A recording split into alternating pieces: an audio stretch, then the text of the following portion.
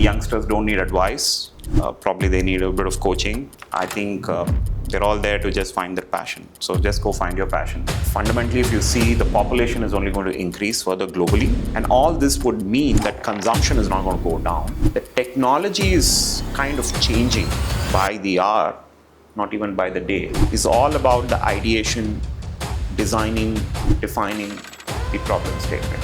The only way is technology enablement. The customers who get that right are the ones who really become very successful. It was in preparation for a prediction of a new setting that can be implemented back into the foundation to change the behavior of the production line. Manikantan, it's been a fantastic honor to sit with you for the last couple of hours. It's not often that I come across a person that within a couple of hours I'm firstly inspired by and have learned a lot from. So firstly, thank you for spending time with us. First question that came to mind was, how did you get to where you are? What are the moments in your youth that enabled you, good and bad, to get to where you are? It's a very interesting question. First, thank you so much for having me here. Thank you, Anish, Manshu, and the entire Jendamark team. And it's been my pleasure and honor spending a lot of time with all of you here. So my personal journey has been not, I would say, something out of the blue. I mean, come from a typical, middle class, Indian middle class family. Both my parents were government servants. So education was the only way, we would go up. So finished my schooling, did my physics actually, and then did my MBA and got into, like any other, kid, got into the industry, IT being the sunrise industry in India. That's how my journey started. I joined AppTech. From there, moved into SIFI, then Oracle, IBM, Satyam, which became Mahindra Satyam and Tech Mahindra. So predominantly, I think my career journey has always been around technology because I've had a lot of interest in building games. So when I was in school, I would love to build a lot of games. In fact, I've done a lot of fractal programming and things like that. That's what got really hooked up into technology. And then during college, I attempted for JEE twice, not just once. And both the times I failed. But what I really learned was that at that point in time, accept life as it was and really focus on my journey in my bachelor's. Yeah. But the side hustle was obviously building games and making some dough out of it so that I could even fund buying a bike. So that's how this whole fun started with technology. And it was good because as you move into the industry, you learn from the best of the breed. In fact, you get to see a lot of people, you interact. I've been fortunate enough to have some very good mentors in my career journey, and here I am where I am. Of course, my journey with Tech Mahindra has been very exciting because always worked with the discrete and process manufacturing customers. So that has given me a lot of exposure and the experience of working with such customers. And because I had a lot of consulting background, solving customer problems was the primary objective. But over the years, I think I've learned you got to go beyond that. You got to really look at how do we really build that trusted partnership with our customers. So that's just been about me and my journey and where I am today. Yeah, that's amazing. I think if you could give a piece of advice, somebody starting out as you finished your tertiary education, what would you say? Because I think that there's a difference in generation, a difference to the way the world is, but I think fundamentals remain fundamentals. What would you give? What advice would you give your 25-year-old self? So in India, we're all so excited by this movie called Three Idiots. I don't know if you watched that. It's basically follow your passion. I think today the youngsters don't need advice. Probably they need a bit of coaching. But I think they're all there to just find their passion. So just go find your passion. I'm sure you will learn. I think that's something which is common thread across all of us, at least, is the passion to excel. So one thing, just because we spoke about influences. So for example, Yanish is one of the big influences in my life. So can you tell us if there's any influencer or thing which, or somebody whom you look up to, or something which just influenced where you are right now. You mentioned mentors, right? Yeah. Along the way. Yeah, so quite a few. Been fortunate to have some very good mentors. In fact, so I have, if you look at within Tech Mahindra, I have Sriram K, who's actually comes with a very rich experience of core manufacturing industry background and who actually pivoted into technology. And he was my boss till about last year, and he's coached us, he's mentored us, he's guided us. My own parents, for example, I should probably say them as first. If you look at my father, again came from very humble background. The typical Indian families where we have joint families, 17 people with a single breadwinner, right? And then you coming out from there and trying to make something for yourself. And he grew up the ranks within the government. In those days, it was just getting into the government Was a big job was yeah. the big achievement. And obviously, he had to go through that selection process. What I've really learned from people is that hard work cannot be replaced. Substituted. It cannot be substituted, right? You got to put in that. But I always tell that, first you start with a good intent, put in all the effort, in fact, put all the extra efforts, and don't worry about the outcome. Yeah. The outcome will happen if you have your intent and your efforts, right? Yeah. So that's been my personal influence. Immediately a few names which came to my mind was, of course, professionally, I would say Sriram. Personally, I would say my father. Okay. I think the one thing I'd add to that pot is grit. So I think perseverance, grit. I think growing up in a modest environment, you naturally have to have grit to survive on a daily basis. Whereas I find a lot of young people joining our organizations have had a very easier upbringing. So the grit has not been ingrained. You come to the real world in a working environment where you have to have strength, because your passion is obviously really critical, but you need the passion and strength to keep going when things go bad. I think it's something that we are losing a little bit of, especially with young people coming in. So I think it's that grit I find as one of the missing links currently. Obviously not with everyone, that's a general statement, but I think there's definitely something. But I think coming from a difficult background, you learn grit. You're right. Yeah.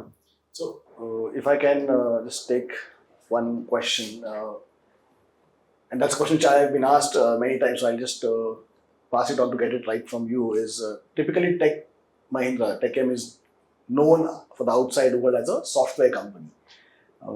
And when we announced our associations and all, everybody's question to us was, what are you doing with the software company? And then I have to explain it as TechM, and also you come and you're heading the manufacturing vertical in TechM.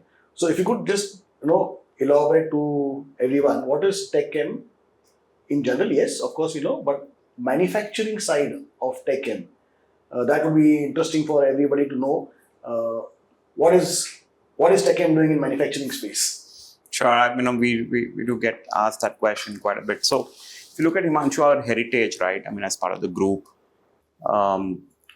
we are a core manufacturing group, Mahindra Group as such, right? If you really see whether it is auto, whether it is farm equipment, tractors, generators, solar EPC. If you really look at it, the core heritage started off while as a steel trading company way back in 1945.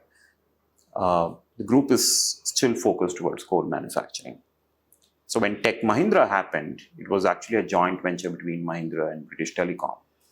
And we were focused towards one specific vertical, which is telecom. And 2009 Satyam acquisition brought in the enterprise side of the business, is what we call, which is where we had non-telco verticals. Satyam was focused, and predominantly it was manufacturing, BFSI, healthcare, life sciences, and so on.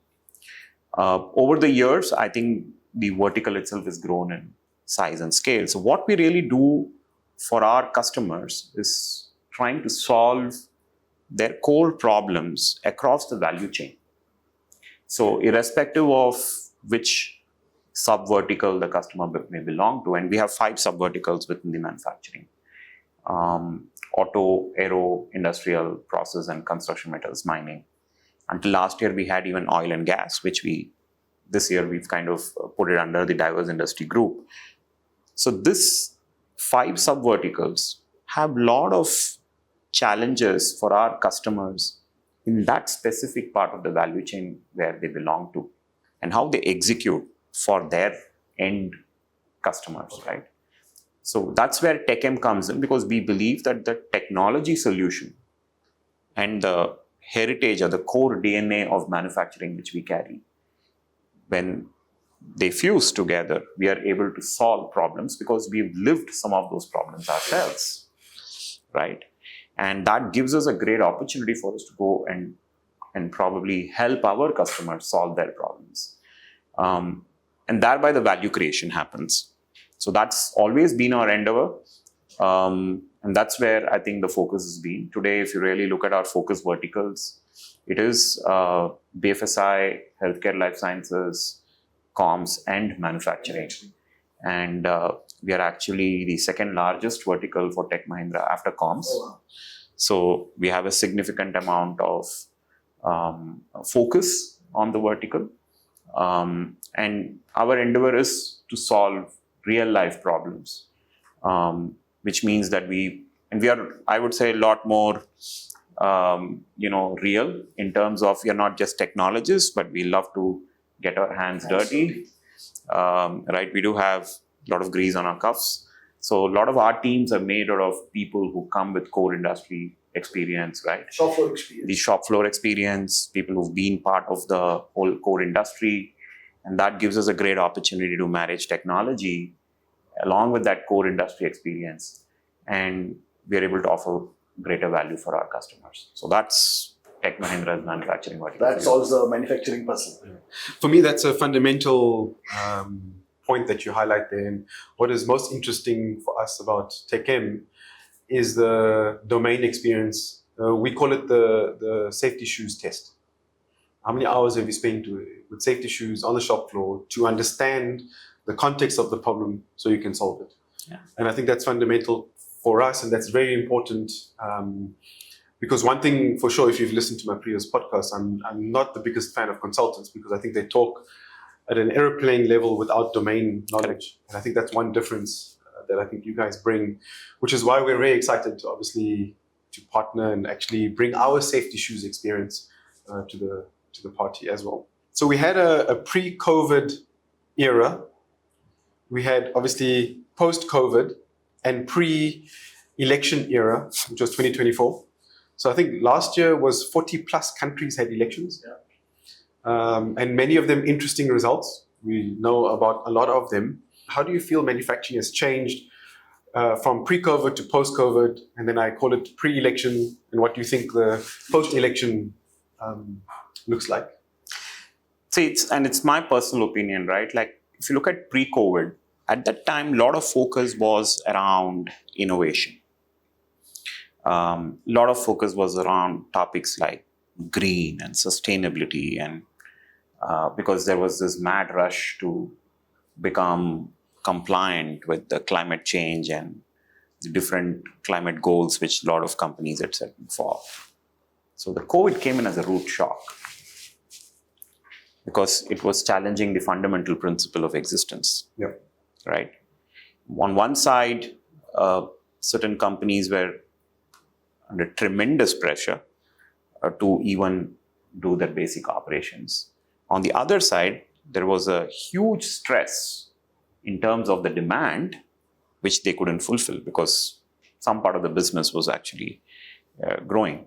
So they were actually stuck in between. So the innovation was one way to primarily solve some of the problem, but that was not becoming now the core focus. So post-COVID, efficiencies became the core focus and innovation took a bit of a backseat according to me. So the experimentation, I would say, became backseat, right? Because innovation was more of how do we really do things differently, but not necessarily we have the time to experiment because there is a pressing need for market demand to meet. The second is post-COVID, it opened up a new dimension of market because a lot of demand upsurge happened. So a lot of customers started getting into expansions, right? They were thinking, okay, the market is going to boom. So the pivot of going through that frenzy started. But efficiency became the main theme. And actually, the climate took a little bit of a backseat. Yeah. Because a lot of our customers started pushing the window a little further. So I think that's a big change for the industry.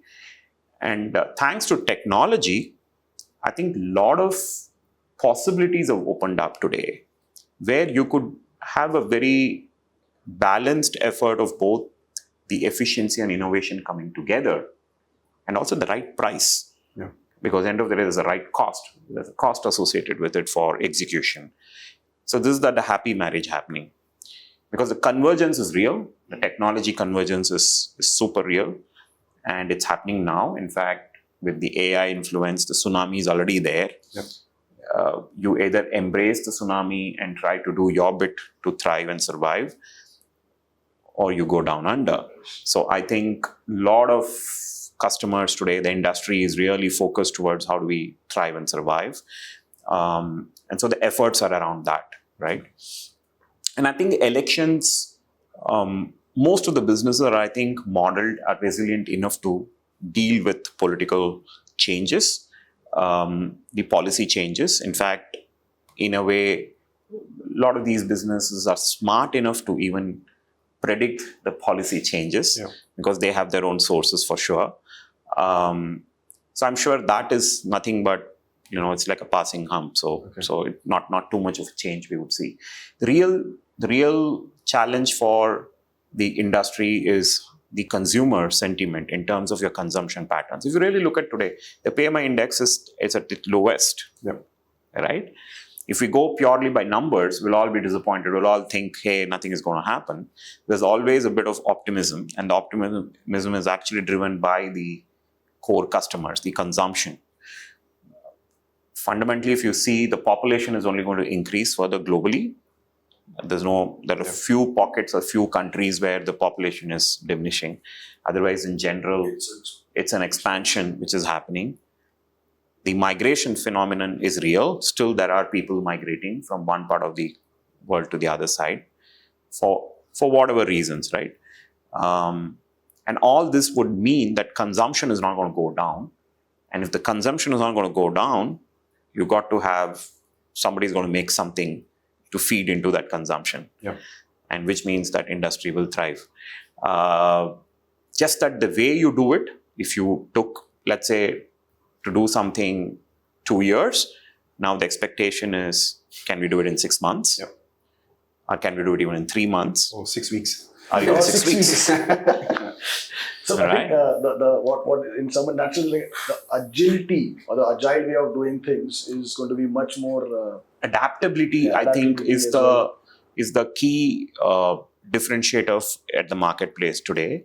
The players who are a lot more adaptable would thrive and survive, and that's why if you look at from a TechM's manufacturing context, what we really call it as adaptive manufacturing.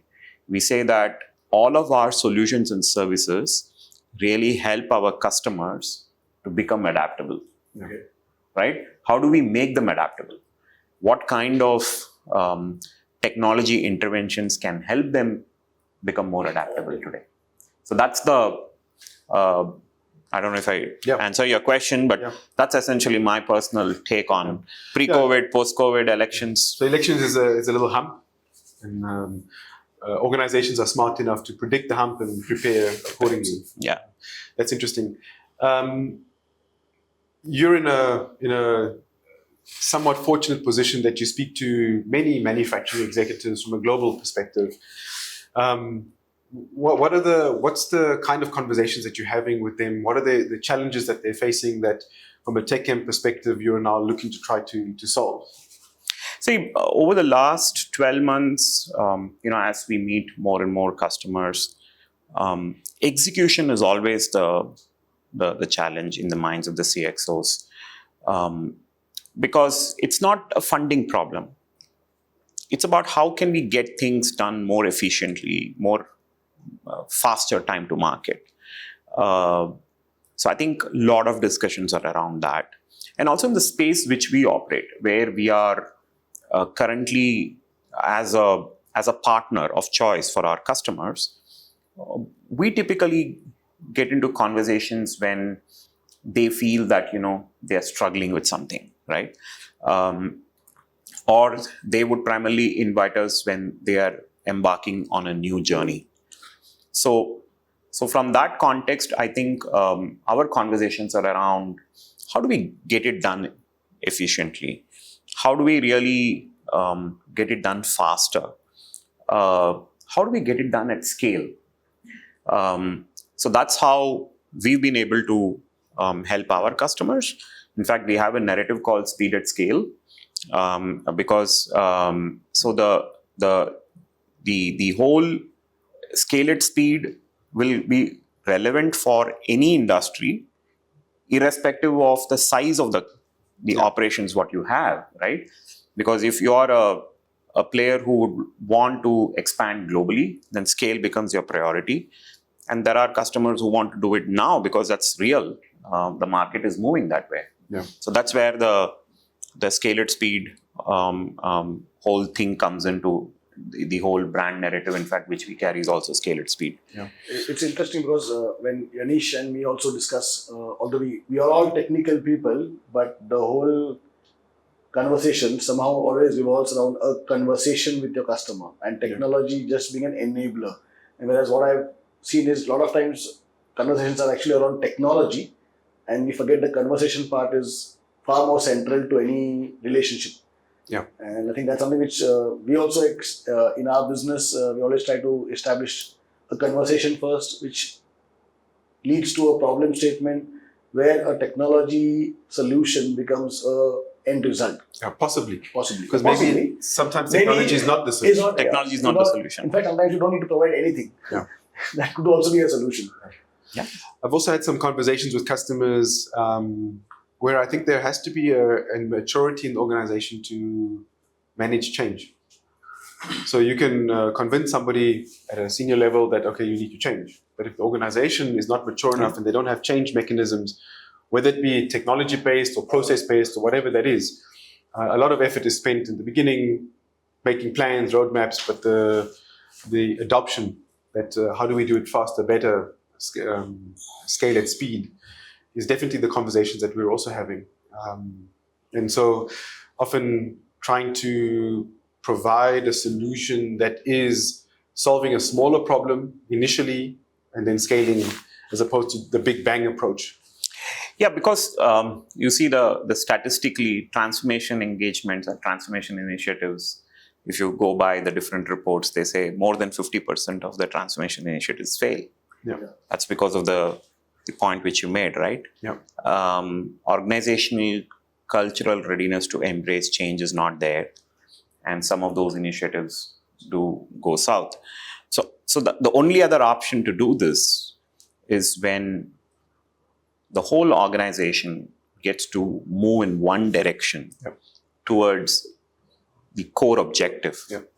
The companies which have got it right are really the ones who are making it real. And we see examples of, in the manufacturing industry, you see multiple such players who actually pivoted, who actually been able to go through and see through the industry changes in a much more smoother manner. There will always be a disruptor who would come in and then who would actually funnel a directional wave, and then a lot of people jump into it.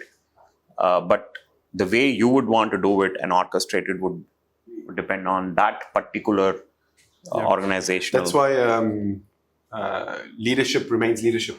So I think that's what we also realized very quickly in our process is human transformation precedes digital transformation.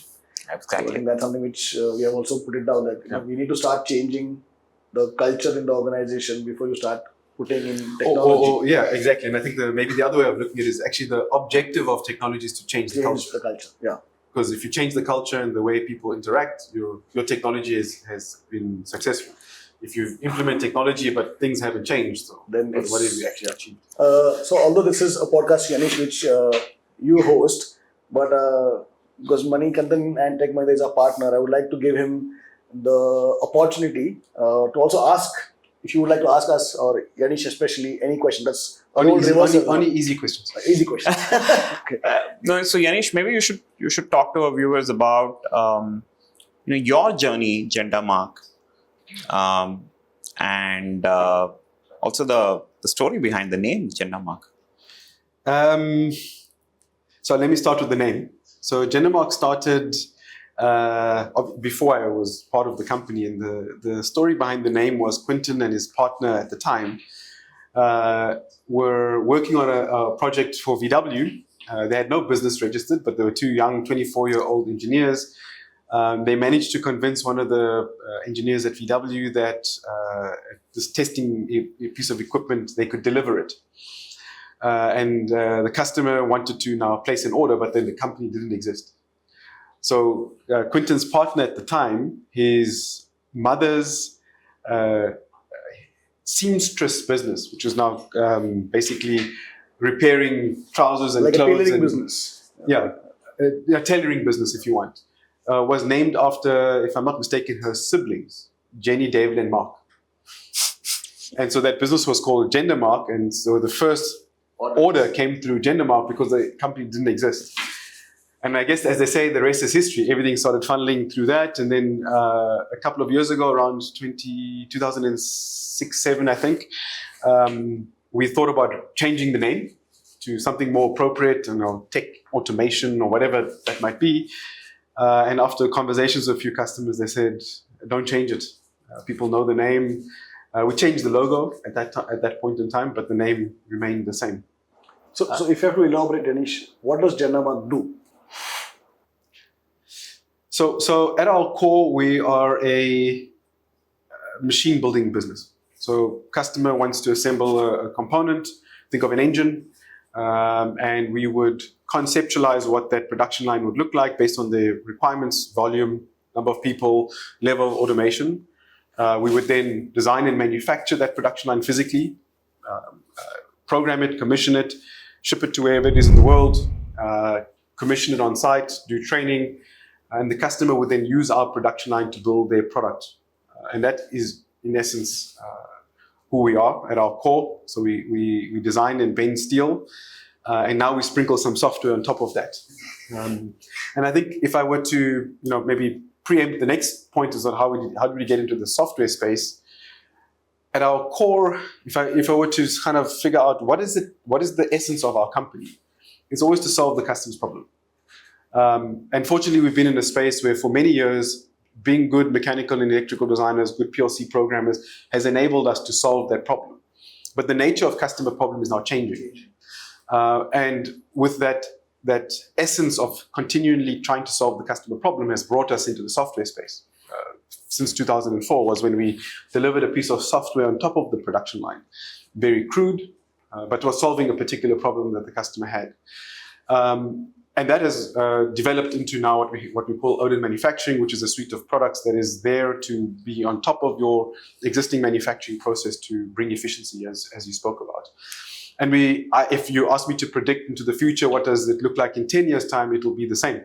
Yeah. Whatever technology solutions are available to solve, in essence. I think that's something which is common, which if I heard what Mani was saying as well, is solving customer problems.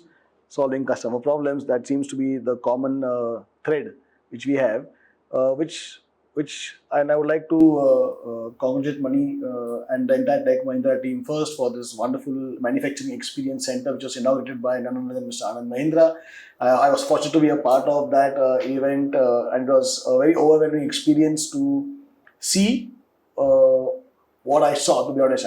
But before I explain what I saw, what was the idea behind creating this manufacturing excellence center, especially, like I said, coming from the background of a software business? So first, thank you for supporting and enabling us in that entire journey, right? So when we thought of MXC, as what we call it now, our Manufacturing Experience Center, the idea was that a lot of our customers, when they came and discussed with us, their challenges were not something which we could demonstrate physically, right? We could not simulate, the conditions. To solve a problem, first you got to define it well. So most of our discussions went into the problem definition. And we spent enormous amount of time in identifying and defining that problem well. Because I've seen a lot of times, we would jump into a solution mode without understanding the problem. The second is that how do we really simulate different conditions? Because the technology is kind of changing by the hour, not even by the day, right? So something new is going to come in which may kind of disrupt, or something can actually enable our customers to accelerate. So with our theme of scale at speed, we said that how do we really do this faster?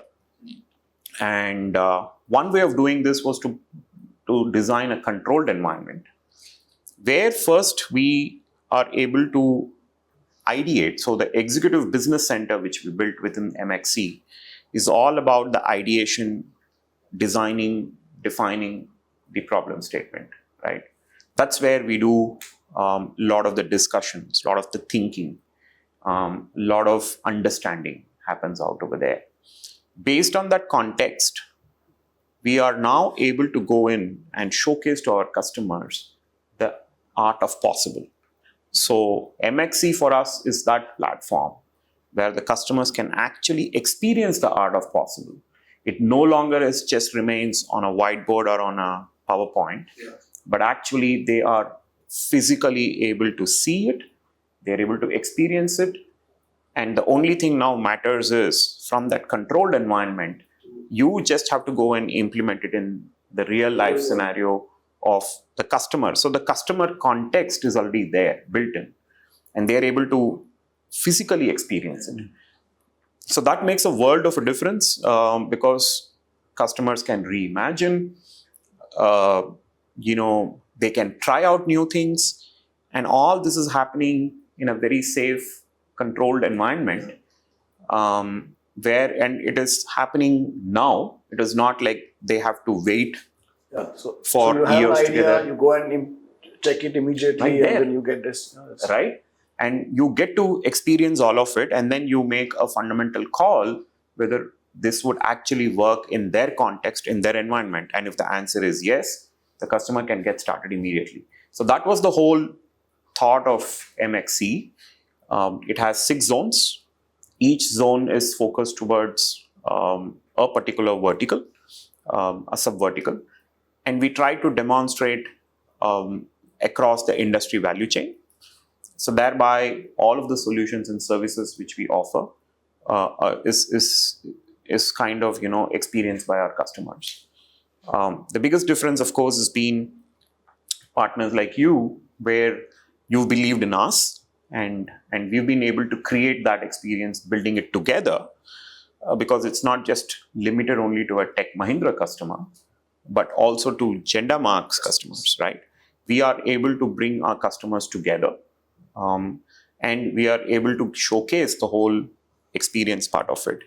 And I think that's the real value for you as well as for us, because we are focused in solving, the real challenges and to demonstrate the real solutions out there. And still think it's going to be an evolutionary process, according to me. We're never saying that that's going to be a platform where all solutions So exist. it's going to evolve as It's the going to technology evolve. also evolves, problem statement evolves. And we keep experimenting. We keep adding more and more. And I'm sure customers would want to be part of it. And we've been fortunate enough to have few visits already post inauguration, and we've got some extremely positive feedback. The customers have been super impressed with what they saw, what they've experienced. So the idea is to really build and scale this further, and it's actually a brand new platform for us as well, because we are also learning in that process. Yeah. I think if the objective is scale at speed, what you guys did in 6 weeks is an example of scale at speed. Thanks very much. Sure, No, very we much. we were a small part of that 6 weeks.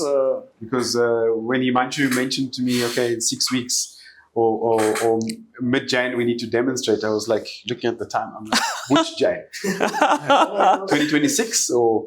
I think Yeah, it was but- collaborative effort. Yeah, but amazing work. I think it was also a cross-border effort where we had support from South Africa, people pushing around, rushing around over here. Tech M team also accommodating. Because I could see it when I went first there. Right, so think of a manufacturing experience center in these software buildings. It's not something which is normally. We also struggle, not struggle. I would say we also had this thought in the first day, 3-phase power. Yeah. So it's not like, because we assume things that, of course, we go to a factory, there's going to be 3-phase power. Yeah. And then we started from that point, and you yourself, you were involved every day, being there morning to evening, nights, including, and I think for me, a personal takeaway, and I told Manikantan also over there was, it's a place where technology and culture coexist. Yeah. So if I can elaborate, Mani, is when you go in, you see this culture part of South India, especially the paintings, the temples and the statues. So you actually feel you're in a different zone, and then you suddenly enter through some doors, you enter into this The future. So you have this confluence, the confluence of culture and the future technology in one space. And I think that was something which really caught my eye personally. Like I said, I was also fortunate enough to meet the board and Mr. Mahindra himself. Yeah, I think, and you can elaborate on the feedback as well, but for me, all that I heard was everybody was like wide-eyed, eyebrows up, wow. And that was a common sentiment of people who said, and he said, it was your vision, if I can say. What I got to know is you fight for it. But I think in the end, everyone appreciates what has been accomplished, and we are happy to, as Jendamark and as Odin, play our part in that as well. No, absolutely, and I think TechM, and the entire leadership team was behind it. So I think we got all the support and enablement internally as well to make it happen. Obviously, as you rightly said, the confluence of culture and technology is very important, because if you go back in time, some of our core technology at that point in time can be seen in when you go to temples or when you actually look at any of those sculptures. I mean, how did they do that with the kind of tools which they had at that time? No How 3D can printing. how can you primarily build a temple like Brihadishwara temple, or the big temple as they call, with no technology of what is available today? And what a marvel it is, where it's an architectural marvel. But how did they do it? There's a lot of engineering and science behind it, while we all appreciate the art and the culture. So that was the thinking there, that how do we really bring that together? But the beauty is that 6 weeks, of course, was the real execution time. But the concept to bringing it down, breaking it into zones and things like that, where I think we had done that planning well. And finally, thanks to the entire Jendamark team and everybody out there, bringing it all together and doing that, all the last mile work. And the simple 3-phase power supply, I can never forget. I mean, you would assume that it would be there, and then that's when we had to go back and tell our corporate teams, right, corporate services team, to really say, hey, we don't need a single phase, but we need a 3-phase. So the team learns. Yeah, of course. On the ground. So I think maybe the pertinent question is, where do you see, or how do you see Odin help you achieve scale at speed? So the way I look, when we started, putting together things with Jendamark, one of our early thoughts were that the change is not going to be just the technology layer. The change is going to be as the process of building happens, as the manufacturing happens. I think the fusion of the people, the human centric design which you guys have built in, along with the technology layer which is going to come in, is that fusion is what is going to really make a big difference. And that's where we thought Odin made a lot of sense, because for our customers, because now we are able to take this platform globally, and we are also able to help our customers because now the data gathering is native. If you really look at why suddenly some of the Industry 4.0 initiatives do not work on the shop floor, is because you try to add on a technology layer to the real world physical layer, and they are not intrinsically woven. So what really happens is you're trying to force fit something, and obviously it doesn't really take off. But when you do that fusion more effectively by core, by design, now you are able to perceive the real value, right?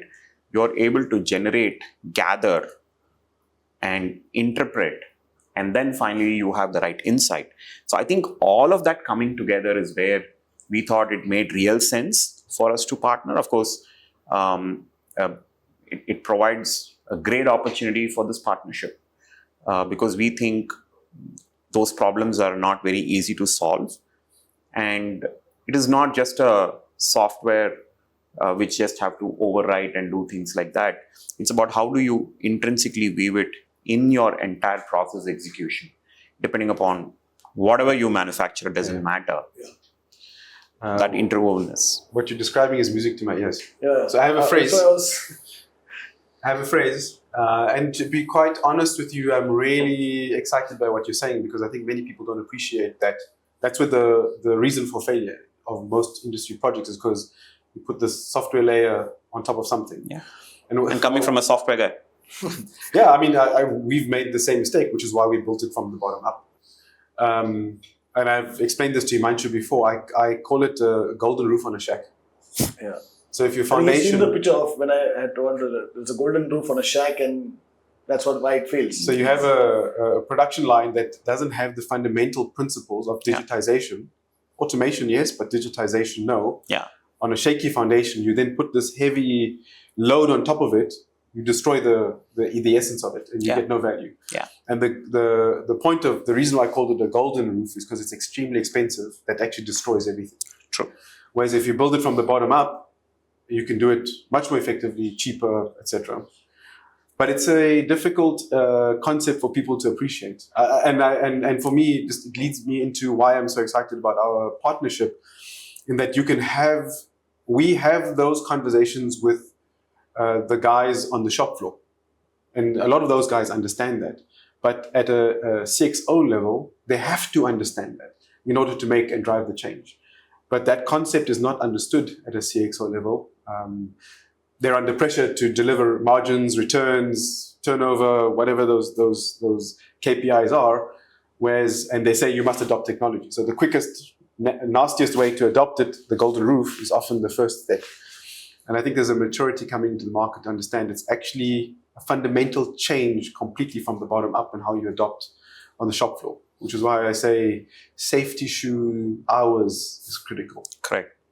Absolutely. And I think what we believe this will make a difference when we go and speak to our customers is, it's not about the appreciation of technology. It's also about, as you rightly said, the pressure to deliver something within a certain period of time and to find the right value. And we believe that we can articulate that value and we can provide that services to our customer, which would essentially then it would be like that perfect sync, right? It kind of addresses the core problem, what they would have. It needs to be inherent so that it can scale. And then it needs to kind of have the flexibility so that they are able to provide whatever changes and the adaptation which is required, so that Odin may not be the solution for all of their problems, but at least some of the key shop floor problems in terms of their digitalization can for sure be addressed by Odin. And I think through this partnership, as we bring in our services and our solution maturity into this, that's where the perfect marriage happens, because we're able to now go together, get down to any level of problem statement which our customers may have, and then we are able to provide that solution and service to our customers. I think that's where the real value is. Yeah, absolutely. I had a question for you. Oh. Hopefully not an easy one. So because I just picked up when you said something about your discussion about CXOs and shop floor. So in your experience, the real digital transformation or adaptation to technology, is it from bottom up or top down? I think adoption is bottom up. I think we mix up, let me rephrase that. I think you mix up the sales approach with the technology adoption and implementation approach. Sales approach has to be top down. Oh, okay. So you have to have buy-in from leadership, because the change starts at the leadership level. Okay. If leadership doesn't want to change, the guy on the ground is going to struggle. But the way you implement the technology has to be at the cable level. Okay. From the cable level up. Because then you're building a strong foundation. It is the harder way. It's not the faster way, but it's the right way from a principle perspective. So you build a solution you don't build a house from the roof down. Yeah. You sell the nice interior and the vision of the future and what the nice golden roof looks like, but you build from the foundation. And I think that, again, it's this merger of typical technology companies with manufacturing companies. So we think that we should be adopting a Facebook type scaling on the shop floor. We'd love that. But the reality is that an asset doesn't just connect and send tweets, right? It has to be integrated. It has to be designed from the beginning to be adopted into this hierarchy. Yes, brownfield projects are a big opportunity, and obviously majority of opportunity right now is brownfields. But then I think it's important that we educate the customer that in future lines, this is what the foundation should look like. Yes, you have this now. You adopt somewhat of a golden roof that's stable, that doesn't fall over. But into the future, this is the kind of foundation you must build into your production facility before you know. And a lot of things, Himanshu, could also be because most of these technologies did not even exist a decade ago. That's it. Yeah. Right? So for somebody to believe in trying to do this, I mean, if somebody is starting a brand new project today, they don't need to do what they've been doing even 3 years back. All right? They can do a lot of things virtual, at scale, and with real data, which means now you are able to experience that how the actual factory is going to be virtually, so the virtual factory. And we are already seeing, right? I mean, some of the auto majors have already started putting in virtual factories. You have the technology enablement, which is available today to make it happen real. The beauty is it's not just as a test data. We are talking about your real core operational data, which can be pumped in, which will actually give you real scenarios. And it is far ahead of curve in terms of even the accuracy. So we are really talking about something not fictitious or something not like an animation. We're talking about real core production, right? So mapping it to real life is really there. And that is what I think makes a big difference. So from a digitalization, while the boardrooms today are tasked to deliver value to different stakeholders, right? Their employees, the society, the investors, right? The boardroom is under severe stress, right? For different stakeholders they have to do. But imagine at the end of the day, they have to make it work. To make it work, the only way is technology enablement. So that's why a lot of that decision making happens in the boardrooms. But obviously, the execution part, the planning part, the design and implementation part has to be bottom up. And I think that is where the customers who get that right are the ones who really become very successful. Yeah. I'll just add one prediction I see with the adoption of AI on the shop floor. So again, it becomes a really easy ROI calculation to say, okay, I want to use AI to predict something. When is the machine going to fail based off vibration? What becomes extremely hard, which is what I think customers need, is now based off that prediction, make a change. Yeah. And if the systems are hard-coded, if you want, making a change is almost impossible. So what's the point in the prediction? Adaptability. So that's why I'm a firm believer, and again, unappreciated by many. That's me feeling sorry for myself. That when we designed Odin with the digital foundation, it was in preparation for prediction of a new setting that can be implemented back into the foundation to change the behavior of the production line. So without putting the foundation in place, predicting is great, but you actually want to have a prescriptive situation where you now change the line.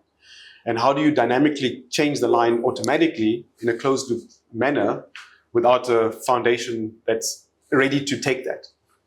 And I think that's, for me, the prediction in 2025, where we now try to mass adopt AI on the shop floor. It's going to be a rude awakening that we will stop at prediction and not get to prescription because the foundations are not there to accept prescription. And I think that's one of the, if I think back 5-6 years ago when we decided to redefine the architecture, was in preparation for something like this. And I hope those are, let's say, our roadmap plans, but that's why it's so important to get a digital foundation right first. But my opinion is that I think you have to develop the technology from the bottom up. And then I made the fundamental mistake of trying to sell it bottom up. And that was the wrong process. So my experience has been that I tried to sell technology at the top. And it wasn't the right way. So the top down is not selling exactly. the So inputs I and tried to outputs. sell, my failure was I tried to sell technology on top, whether I should have just sold the output. Solve problems. This is the problem. How we do it from the bottom. Yeah. But again, in the initial days, 5-6 years back, we tried to sell, here's the technology stack of how we are going to integrate this and that. I'll tell you exactly why I think I made those mistakes. Is that as a machine building company, my job has been to go and sell why a customer should buy this axle assembly line from us. And in order for me to do that, I'm pitching to engineers. Engineers want to know, am I recording the torque and angle? Am I able to analyze the graph? And so we've had to go deep into the sales pitch to those particular decision makers on buying an axle assembly line, which makes perfect sense. And we've done that, and we've built a successful business off that principle. But selling a piece of software that solves a wide problem for an organization is a completely different approach on how you, it needs to be a completely different approach, how you approach customers. Even the way the organizations are structured from a budget perspective, which budget comes and pays for that, not the budget that buys the production line. And so those are the, let's say, the hard lessons that we've been learning, you and I and everyone else on the team, on those slam doors, shut conversations. And I think that's just kind of preempting your question again, why I think the selfish value proposition of TechM is for us. Because I think you bring a completely different perspective, a completely different skill set that we don't have in our organization, and we're completely open to accept that, and we believe that. And so for me, it's a great partnership. So if I can double click on that and ask both of you one final question. What can the respective customers or the common customers now expect from the partnership of Jendamark and TechM? You want to go first? So from a customer perspective, I think the underlying backing of an organization with a great reputation, with a wide support network, with access in organizations top to bottom, is a huge creates a huge sense of confidence in the customer that this product is worth adopting globally. So I think that we've experienced many customers that want to adopt globally, but we don't have a huge network. So the combination of the two organizations enables the customer to be satisfied, comfortable that they're being looked after both from a technology perspective, a support perspective, from integration to different systems perspective, from a integration to supply chain perspective. So those are all things that Tech can bring that we can't bring. So I think that it's that customers now making a decision, being comfortable with what the future looks like. Okay. I think from TechM viewpoint for us, Odin fits in nicely to our core ethos of our offering, what we do, right? Of really solving real problems. And I think as a partner, if we have to go beyond the brief, in the sense that if we have to really, have we done that real? Have we primarily want to go beyond and make a change which is actually implementable at the shop floor? Is something which Jendamark and its entire ecosystem can bring in. So it's not just a software solution we are talking about. Yeah. It's about really solving that whole problem holistically. I think that is where this partnership is, I would say, far more valuable for our customers. While we have our services segment from a Tech Mahindra's context to our manufacturing customers, there's also the associated other ecosystem services which we are now able to offer as a value for our customers. So then we become like a full service provider, right?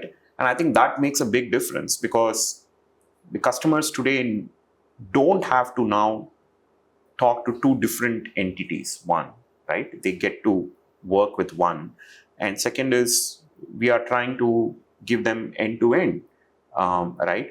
But the real challenge for us would always be that, to understand and define the problem statement. Once we have that, the solution which we put together jointly is going to be far more valuable. Yeah. And in our arsenal, we lack that, right? I mean, in the sense that I'm never going to go and build a core business of, let's say, building a line, like what he was talking about. But that additional dimension is now a new set of a possibility for the customers, which they can explore. I think that is what is going to make a real difference.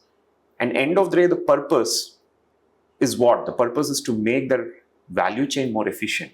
Yeah. The purpose is to make it more sustainable, make it more safe. So we again come back to our core purpose statement, and we want to be truly near to that, to say that, hey, this is what we are here for. How do we really make you efficient in your actual production process in your shop floor? Yeah. And if we can do it better, I think that is where customers should engage with us. It's not just only a capability. It is also about the competence. It's also about coming it at the right value. And we can offer that across the globe, which means that it's now we have the scale, and obviously we can do it faster. Yeah. So I think that is what it really means for our customers, right? And this partnership together, whether it is Jendamark or whether it is Tech Mahindra, it doesn't matter. We are going in as one team, right? And we're really there to solve the real life problems for our customers. So that's a new art of possible for our customers, because here is two different players with exceptional competence coming together and bringing in years of experience and expertise. And this combined entity this partnership can offer things at scale. So that's what I guess is the real value, Himanshu, according to me. Quite profound. I think answers what to expect in the near future to everybody now. Manikantan, Himanshu, Ganesh.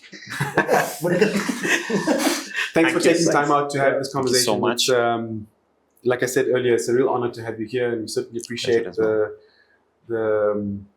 commitment you have to taking this journey forward. Thank you very much. Thank you so much. Thank you, Himanshu. Thank you, Anish. I think it's truly an honor, and I'm really looking forward to this whole journey, right? I think it's a great opportunity for us to do many things together at the marketplace, so that we really make a difference. Really make a difference that is going to mean value for our customers. I think that's where it is. So thank you so much for really having me here in this podcast, and enjoy all the conversations. Thank you very much. Thank you. Thank you. Thanks. Thank you. Thank you. Thank you.